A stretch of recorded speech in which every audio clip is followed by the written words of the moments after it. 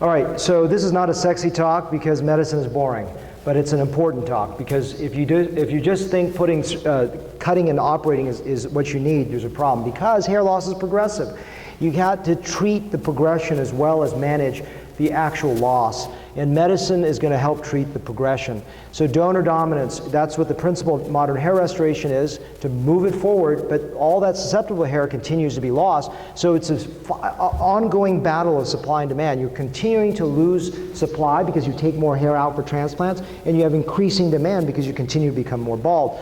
And this is a very important slide because it may be basic to those that understand hair restoration, hair loss, but if it's not, this is the most important understanding of how male pattern baldness goes. It goes from terminal hairs to what's called vellus hairs, which are thin little hairs, to no hairs. And this equilibrium is such that when it becomes bald, it's very hard to bring it back. So when it's at a vellus stage, you can bring some of them back with medicine. You can take some of the thick hairs and slow down the progression to vellus hairs, and you can take some of the vellus hairs and slow down their progression to no hairs, and that's what medicine does. So medicine is an amazing supplement to surgery and an important. Sometimes it's the only thing you can do because the patient is too young, and they're going to have progression to the point where you design this weird patch that won't match them as they mature. So medicine may be the only ticket for them.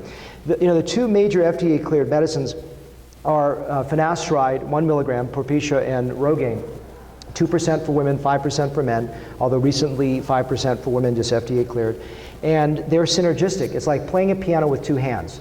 If you play with both hands, you get a better melody or better sound. And so they work together. Minoxidil is a topical, it's a potassium channel agonist. We don't know exactly how it works, but it works very well to help slow down loss. And I use it not only to slow down loss, but I also use it to stabilize potential telogen effluvium, meaning when I do surgery, sometimes I shock their loss and they get more hair loss. So I'll prep them with Rogaine at least, if not maybe Propecia if it's a guy, for a month, 6 weeks, 2 months, around that time to get them going on it. Some anecdotal thoughts is even once a day is enough.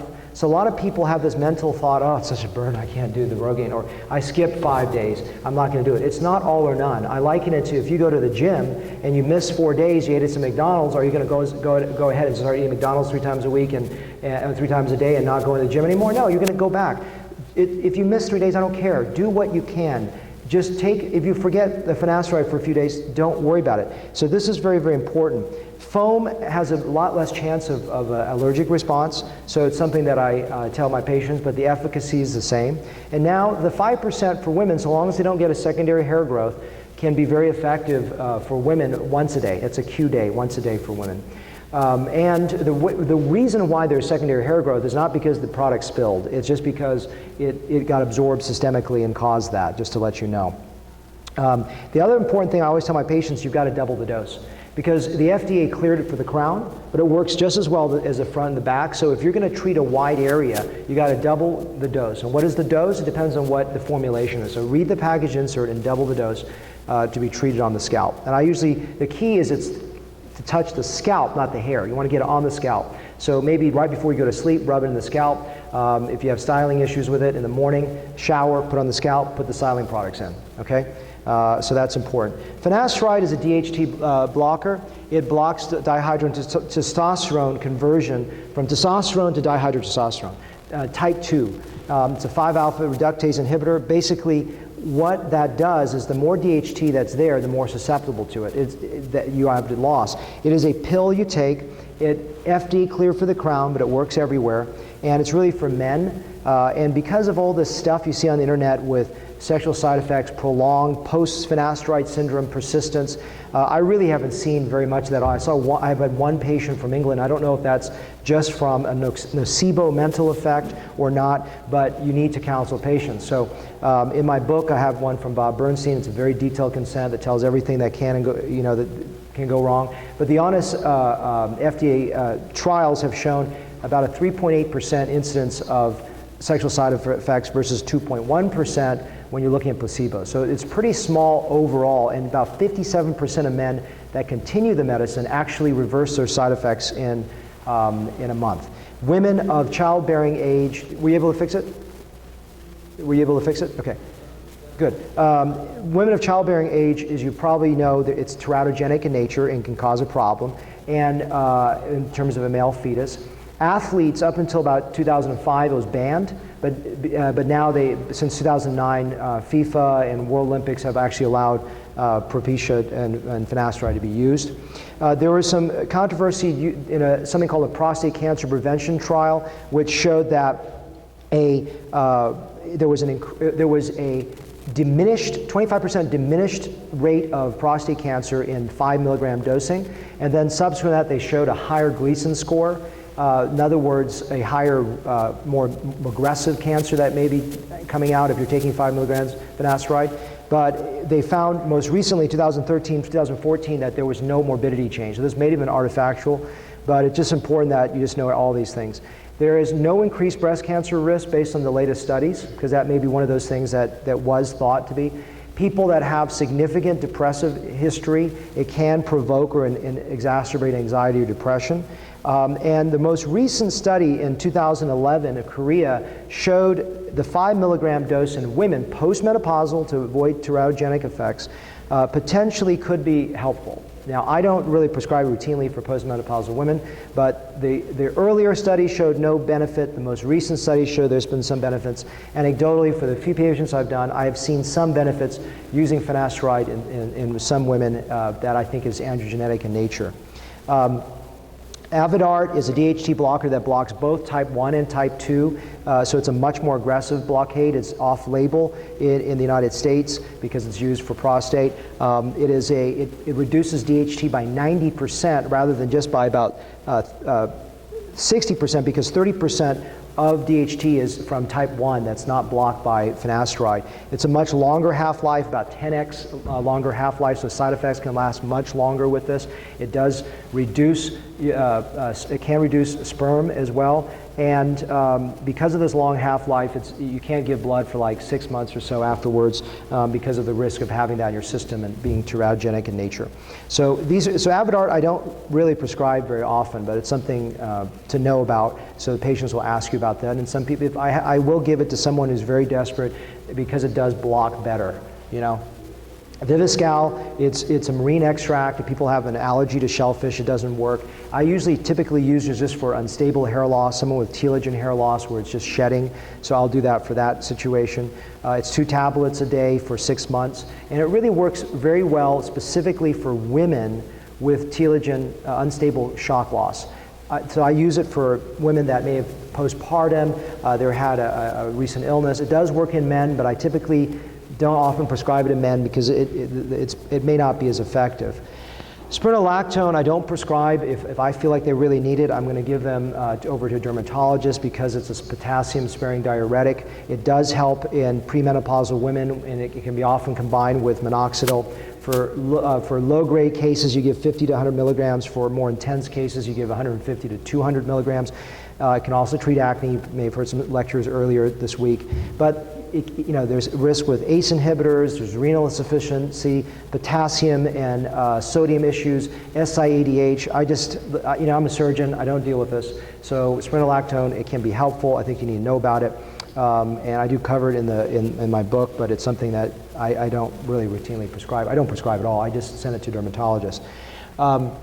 Biotin can help. I don't know how effectively it really helps. I think anecdotally it is helpful. I don't routinely prescribe it, but it's over the counter. You can get it on Amazon. And it supposedly helps with hair loss, brittle nails, and things like that. Saw palmetto is, there was one study in the Journal of Alternative Complementary Medicine in 2002 that was randomized reportedly and showed benefit, but the reason people use this is that it helps prostate, so there's an extrapolated theory that this natural extract will help with hair loss. I'm not convinced per se. I don't prescribe it. I don't ask them. It's not a prescription, it's a homeopathy, but I don't recommend it per se. If it works for you, great. Noxin, it supposedly just has glycoproteins, amino acids, various other things to help. I don't have real clinical experience if this helps, but it's just something you need to know out that people are going to talk about. Low-level laser therapy, up until 2 years ago, there were no real clinical trials. There were some large-scale trials in Kim et al. In 2013 in Korea, and then subsequent Jimenez et al. In 2014. Jimenez was a multi-center sham device, placebo-controlled, double-blinded evaluation with quantitative, qualitative analysis, hair count, as well as global photographic analysis, and showed benefit. How this works essentially are low-level light therapy in a range of 630 to 670 nanometers in low wattage, affects the cytochromes C intercellularly that helps with decreased apoptosis and increased gene activity and growth of hairs. Does it work? I've seen it work. It's not consistently every single person, but the nice thing is now we've potentially moved away from big in-office units, and now you can do this at home with these units that are much more efficacious and a lot easier to use. It's about 20, 30 minutes 3 times a week. You can walk around your house. It doesn't get hot. It's pretty straightforward. I like to use it as a synergy to my finasteride and Rogaine. As of now, I don't use a lot of PRP as a standalone modality. I have not got as consistent results as I would like. I do use it as a treatment with my surgeries, and I think it's fantastic. That's what the next lecture is going to be about. And just don't forget about topical fibers. I use this Nanogen product that no affiliation with them, that you can lock it in there and they can even swim with it. Only a certain percentage comes out. If you look at a 22-year-old guy's face and he's desperate and you don't think ethically you can do a surgery on him, you put some of this powder in. I've seen this light up like it's like, you know, I don't know, you just gave $1 million to them. And so don't forget this. Women after hair transplant, they start getting shock loss and they're freaking out, or male, this will cover it. Or let's say you did a great transplant and it's just not thick enough and they don't have money to do another transplant. Give them this, they'll make it thicker. So this is something that people forget about, but I think I carry it in my office. I make a small profit on it, but the reason I keep it is so my patients have that luxury of not having to go somewhere and pick this up. It makes it easier. So I think that's very, very important. And female hair loss, just don't forget, I didn't go through a lecture on this, but there's so many things that with female hair loss, thyroid functions, dihydroepiandrosterone sulfate, DHEAS, different levels. You got to go through a greater protocol for women and look for other risk factors that are there that could be contributing to it. It's maybe metabolic. Latisse, now there's prostaglandin modulators that are coming along. The prostaglandin alpha F2, which is they're in phase 2 clinical trials with Allergan as a topical, and in Japan I think they're doing some prostaglandin D2 inhibition work. So I think prostaglandin modulators are really where things are going. So don't forget about medicine. It's so important. It is not all or none. Have them do what they can as possible. I divide my consults into red, yellow, and green lights. Green light means surgery's great. If I talked about medicine, I would love to, but it's not critical. Yellow light means, you know, you're 30-some years old. You need to be on medicine if you can. Yeah, red light means you really should be on medicine and not surgery, because surgery is dangerous because you're going to lose too much hair and you're going to outstrip your supply, donor supply. And if you frame it in a red, yellow, green light, it helps you categorize that patient and spend more time with medicine, less time on surgery, or all time with medicine, or more time with surgery and less time with discussing medicine, so you can allocate your time a little bit better.